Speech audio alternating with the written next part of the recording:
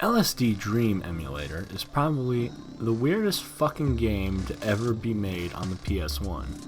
The game was originally an experiment by the creator Osamu Sato using Hiroko Nishikawa's dream journal. To my knowledge, he never did LSD. The game is like a dream journal with branching paths that guarantee you'll never get the same results twice. Everything you run into throws you into another part of the dream. Your dream is ranked at the end on whether it was a good dream or a downer dream, or a nightmare. To clarify, this is not a horror game. The thing that really fucks with you is the fact that a nightmare can happen anytime and you never know. Anything you run into can transport you to a nightmare. There's always a kind of nervous anticipation when going into the next dream. Even when in the middle of a good dream, you can be thrown into a nightmare. The whole game is random.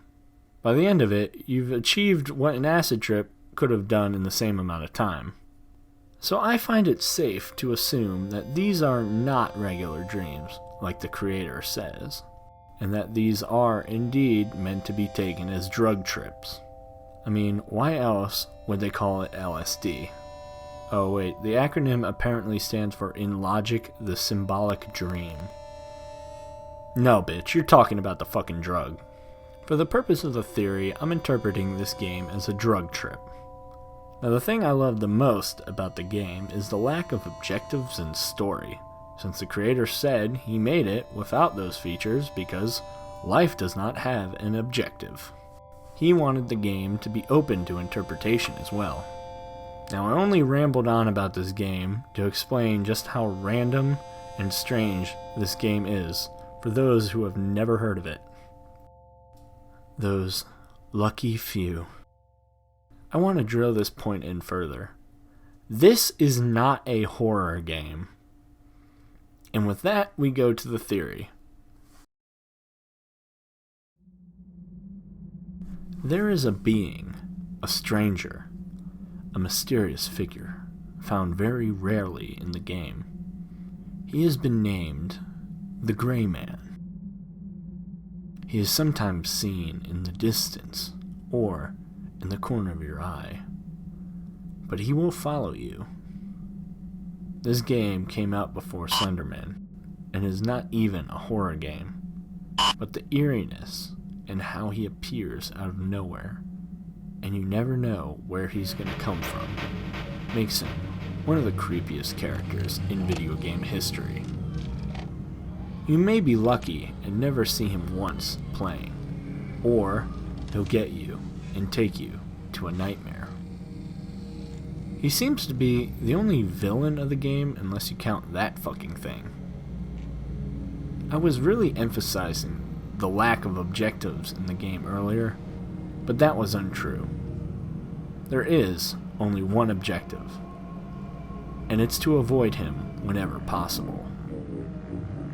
Avoid him the best you can, until you can't.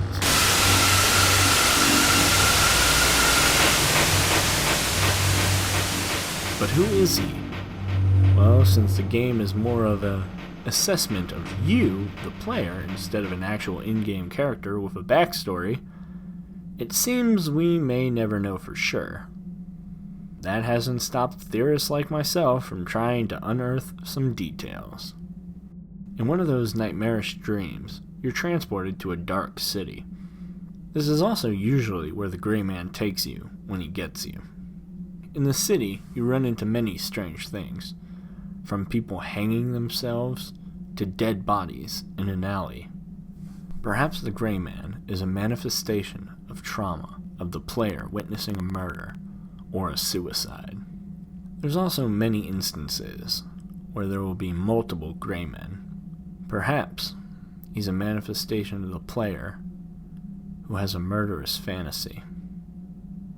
The player may even be the Gray Man, who is a serial killer and is being haunted in his dreams/drug trips by his many victims out of guilt. Or the Gray Man could be the exact opposite, and maybe the player's father. There's a lot of psychology to this character that I may need to make a whole video dissecting the Gray Man, and the other weird creatures and places in the dreams. Until then, I'm happy saying the Gray Man is a metaphor for a bad drug trip and leaving it there. So remember, kids, moral of the story: don't do drugs, play drugs.